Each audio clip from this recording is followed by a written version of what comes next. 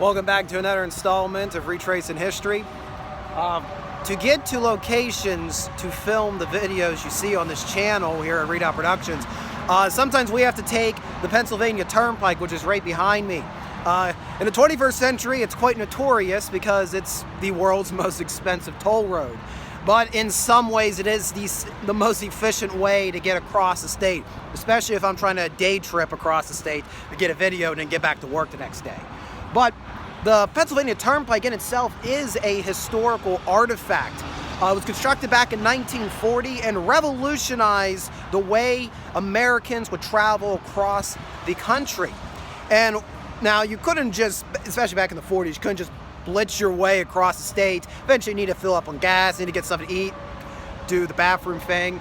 So when the Turnpike was opened in the 1940s, there was a series of travel plazas established. Now, travel plazas are still here on the Pike, though they've kind of lost their luster. They all been fallen to the modern aesthetic. But here in Bedford, Pennsylvania, we are at one of the last surviving original travel plazas for the Pennsylvania Turnpike. Here, the Midway Plaza. Now, I got to get back on the road to continue traveling to go where I'm intending to go, but we're going to meet with future me back in the studio. We'll talk all about the history of the Pennsylvania Turnpike and the travel plazas like Midway.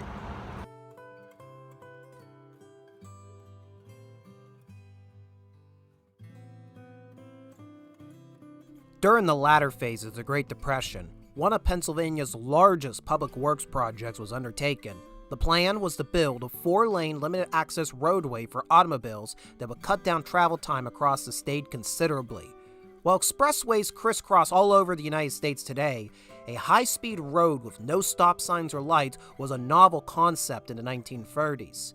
The original roadway the Pennsylvania Turnpike Commission set out to establish was to traverse the Allegheny Mountains along the southern half of the state.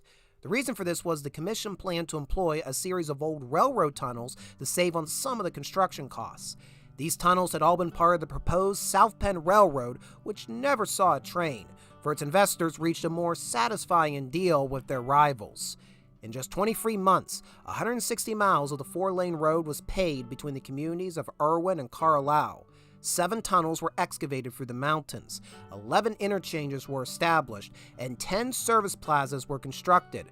All this infrastructure was established by a team of over 15,000 workers, contracted through 155 different companies from 18 different states. The completion date was only announced 12 hours before the superhighway opened to the public on October 1st, 1940. In just 1 month of operation, an estimated 2 million people traveled on what was hyped as the Highway of Tomorrow. Modern road construction methods have evolved utilizing multiple subgrade and substrate levels of compact earth, crushed stone, concrete, asphalt. It can be measured up to 36 inches in depth, creating a stable, smooth driving surface. Construction of the original Turnpike utilized the most modern processes and construction methods available and accepted in the late 1930s. Land was cleared of trees, blasting was employed to remove rocks and obstructions. Following basic site clearing operations, the roadbed was stripped of topsoil, graded, and subgraded, compacted. Finally, 8 inches of reinforced concrete was laid down using slip forms to create the finished roadway. The exhibit slabs were salvaged from an original section of the abandoned turnpike adjacent to the current Breezewood interchange. Since the opening date, travel on the Pennsylvania Turnpike has greatly changed. The main line stretches from the eastern to western boundaries of the state.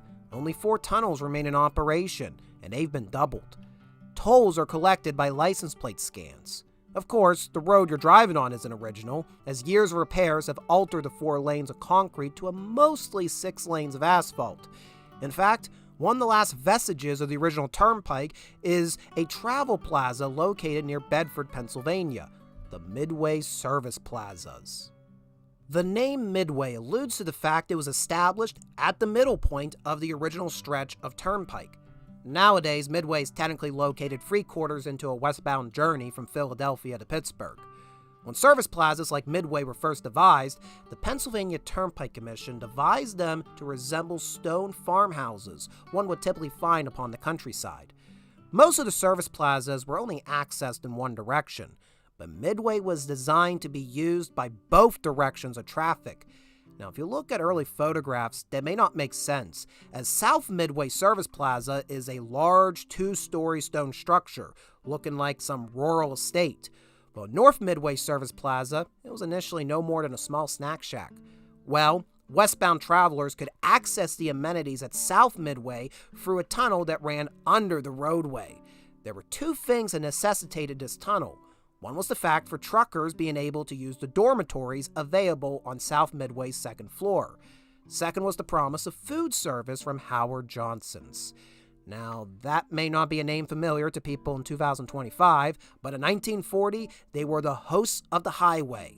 The chain had garnered fame for their 28 flavors of ice cream, grilled and butter frankfurters, and fried clams.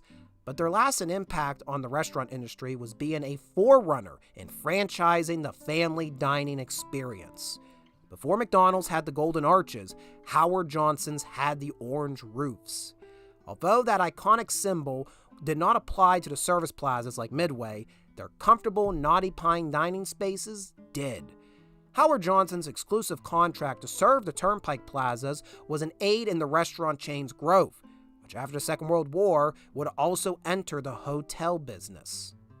I should also mention, since we're talking about a service plaza on a roadway, we should talk about the auto service it provides.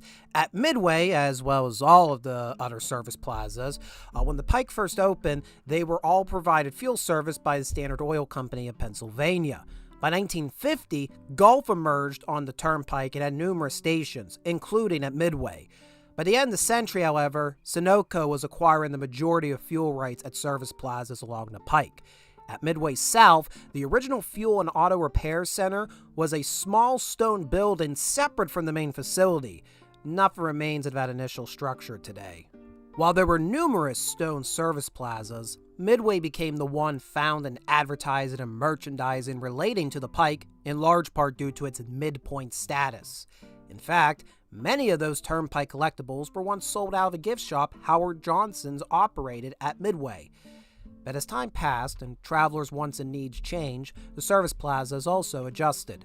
The North Midway Plaza was expanded to make it independent of South Midway, leading to the tunnel's closure to the public.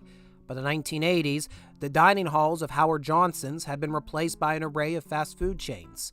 Many have come and gone at Midway, although Sbarro's and Roy Rogers have maintained a slot at South Midway as long as I can remember.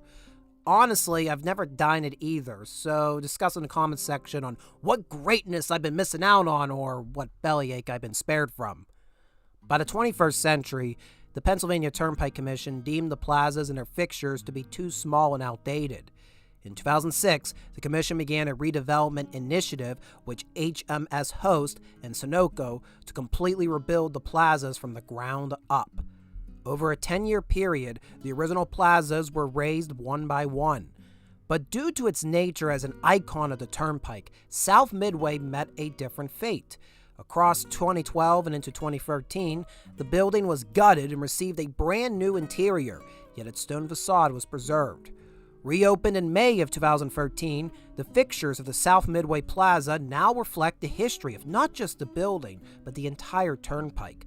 The dining hall's walls are covered in murals and photographs depicting the heyday of the road, while the lobby hosts a large display of memorabilia, reflecting the evolution of the Turnpike from a novel superhighway into, well, the world's most expensive toll road.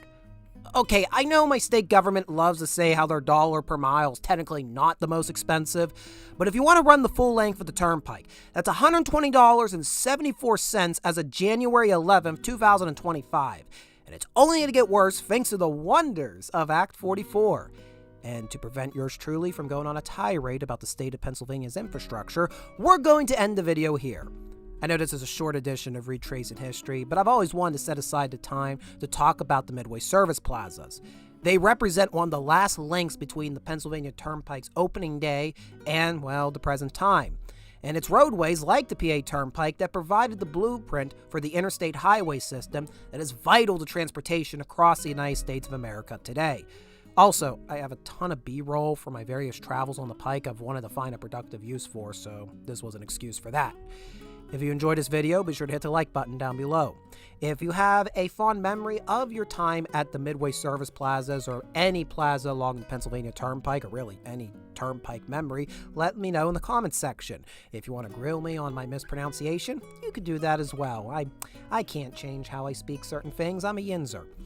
If you want to follow us in our future adventures, be sure to subscribe here to Read Out Productions. And if you want to go the extra mile supporting us, you can join our membership program titled The Garrison, which is accessed through Ko-fi. Links in the description below. Thank you guys for watching, and we'll see you next time.